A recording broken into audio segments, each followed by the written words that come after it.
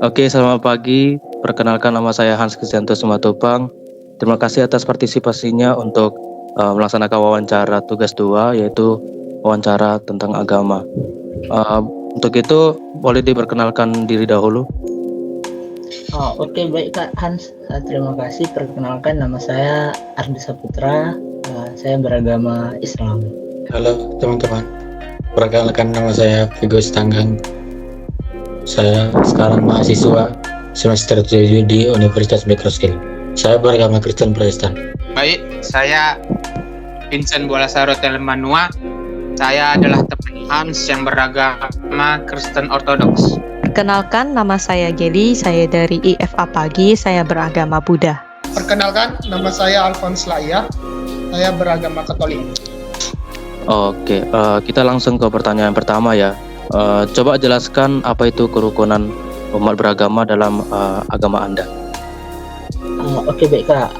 Kerukunan umat beragama dalam Islam ya, itu merujuk pada harmoni, saling menghormati dan bekerja sama antara umat beragama yang berbeda keyakinan. Dan ini merupakan nilai penting dalam ajaran Islam untuk menciptakan kehidupan sosial yang damai dan toleran. Dalam agama saya Kristen Protestan, kerukunan umat beragama itu mengacu pada hubungan damai antar pemeluk agama yang berbeda. Hal ini didasari oleh ajaran kasih, perdamaian, dan pengampunan yang diajarkan dalam Alkitab, terutama dalam ajaran Yesus Kristus. Dalam agama Kristen Ortodoks, kerukunan umat beragama mengacu pada upaya untuk hidup berdampingan secara damai dan harmonis dengan umat beragama lain, dengan menghargai perbedaan keyakinan dan menciptakan lingkungan yang saling menghormati. Kerukunan umat beragama dalam agama Buddha mengacu pada konsep toleransi, saling menghormati, dan hidup berdampingan secara damai antara umat beragama. Hal ini disadari oleh ajaran Buddha yang menekankan pentingnya cinta kasih universal dan kasih sayang terhadap sesama manusia. Menurut agama Katolik, kerukunan umat beragama itu adalah sebuah kekuatan ya, atau saling mengenal di antara umat beragama yang bersatu dalam agama Katolik. Jadi ini seperti bisa melibatkan perasaan, perilaku, pemahaman, dan saling mengenal yang menciptakan suasana yang harmonis dan bersatu. Seperti itu sih. Oke, selanjutnya coba jelaskan konsep dalam menciptakan kerukunan umat beragama menurut pandangan agama Kristen Ortodoks. Baik, konsep menciptakan kerukunan umat beragama menurut agama Kristen Ortodoks melibatkan praktik-praktik kasih, pengampunan, dan sikap terbuka terhadap orang-orang dengan keyakinan yang berbeda, serta berpartisipasi dalam dialog interagama untuk memahami satu sama lain.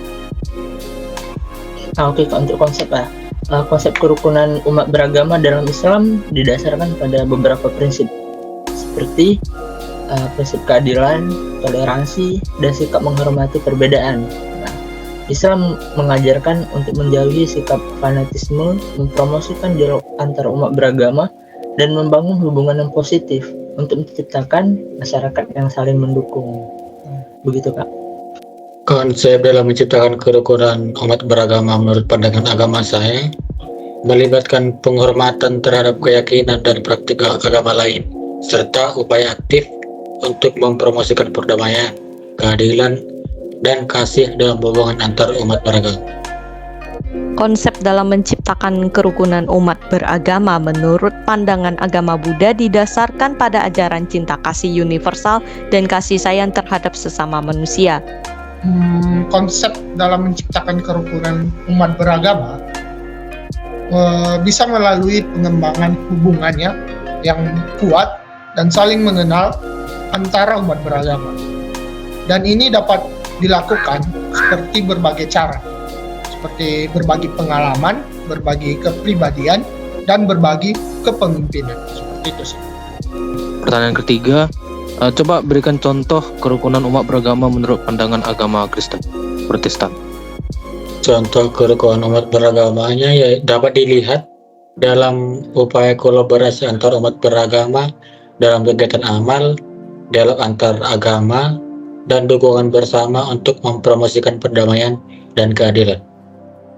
Oke, contoh-contohnya dapat ditemukan dalam kegiatan sosial bersama, kegiatan kerjasama amal, dan perayaan keagamaan yang bersifat inklusif dengan melibatkan umat beragama yang saling berbeda-beda. Dalam sejarah Islam ya memiliki banyak contoh nih Kak. Salah satu contoh kerukunan antara umat beragama itu ada di kota Madinah yang merupakan wilayah di daerah Timur Tengah. Pada zaman Rasulullah Muhammad SAW, di mana konsep piagam Madinah menciptakan landasan bagi kerukunan antara Muslim dan non-Muslim serta adanya perlindungan hak-hak mereka. Begitu Kak, salah satu contohnya. Contoh konkret dari kerukunan umat beragama dalam ajaran Buddha adalah adanya toleransi dan penghargaan terhadap agama lain. Umat Buddha diharapkan untuk menghormati agama lain dan tidak mencela agama orang lain tanpa dasar yang jelas. Dalam sejarah perkembangan agama Buddha dikembangkan dengan semangat cinta kasih, toleransi, dan menghargai orang lain yang memiliki tradisi dan ajaran yang berbeda. Oke, misalnya seperti umat beragama dapat berbagi pengalamannya ya, seperti tadi. Kemudian berbagi kepribadian, berbagi kepemimpinan, biar bisa menciptakan suasana yang harmonis dan bersatu. Jadi melalui pengembangan hubungan yang kuat dan saling mengenal, itu bisa membuat menjadi suatu contoh kerukunan dalam pandangan agama Katolik. Seperti itu sih. Yang keempat, coba deskripsikan manfaat membina kerukunan umat beragama sesuai dengan pandangan Kristen Ortodoks. Baiklah, membina kerukunan itu sangat banyak manfaatnya ya. Salah satunya untuk menciptakan kedamaian, stabilitas sosial, dan hubungan yang positif di antara umat beragama yang pada gilirannya memperkuat nilai-nilai moral dan etika. Oke Kak, yang pertama nih, kedamaian dan keamanan. Dia kerukunan menciptakan lingkungan yang aman dan damai. Kemudian yang kedua, kemajuan sosial. Kolaborasi antar umat beragama memungkinkan kemajuan sosial dan ekonomi. Kemudian yang ketiga, toleransi dan pengertian. Mengembangkan sikap saling menghormati dan toleransi terhadap perbedaan. Nah, kemudian manfaat yang keempat itu ada kesejahteraan bersama. Kerukunan memastikan kesejahteraan bersama dalam masyarakat. Manfaatnya ada banyak, yaitu seperti menciptakan lingkungan yang damai, memperkuat hubungan antar sesama, dan juga bisa mempromosikan persatuan dalam agama, dalam keragaman yang semuanya sesuai dengan ajaran kasih dan perdamaian Kristiani. Mungkin ada beberapa poin. Pertama, membangun hubungan yang kuat dan saling pasti antara umat beragama. Kemudian bisa membangun suasana yang harmonis dan bersatu, dan juga membangun perasaan, perilaku, dan pemahaman yang saling mengenal pastinya. Seperti itu sih. Membina kerukunan umat beragama memiliki manfaat yang besar dalam agama Buddha, antara lain menciptakan kedamaian, memperkuat persatuan, dan membangun masyarakat yang adil dan sejahtera. Hal ini sejalan dengan ajaran Buddha yang menekankan pentingnya cinta kasih universal dan kasih sayang terhadap sesama manusia. Terakhir ya Kak, sebagai penganut agama Anda ya, misalnya agama Islam, itu gimana cara Anda, makna dan tujuan kerukunan umat beragama tetap ada di iman Anda? Itu seperti apa itu? Mungkin untuk bagaimana cara mempertahankannya itu ada beberapa cara. Mungkin dengan memahami nilai-nilai Islam yang mengajarkan toleransi dan kerukunan. Nah, kemudian terlibat dalam dialog dan kegiatan bersama dengan umat beragama lain, nggak cuma di satu agama Islam aja begitu. Nah, kemudian menunjukkan sikap hormat terhadap perbedaan keyakinan, nah, dan tidak fanatisme lah begitu.